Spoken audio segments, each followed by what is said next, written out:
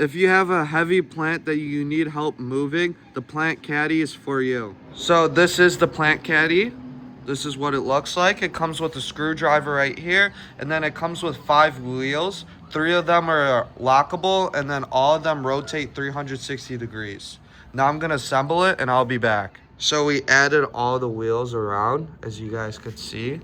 As I said before, they are 360 degrees turnable, and the wheels are made from high quality and durable material. And then over here, something that I really like about this caddy is that it has this edge right here. So this edge makes it so when you place the plant, it doesn't slip off, and the material is rust resistant, which is really nice. One of my favorite features about this caddy is that it is lockable. The wheels are lockable, and it helps us carry these big plants around from the back to the front. And we live in the Chicago area, so that is the Midwest, so we have 4 seasons.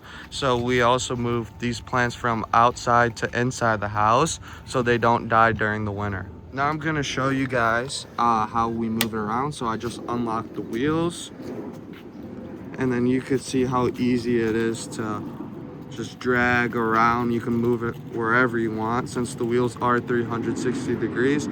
Overall, I'd recommend this plant caddy to anyone that has big plants and needs help moving them around.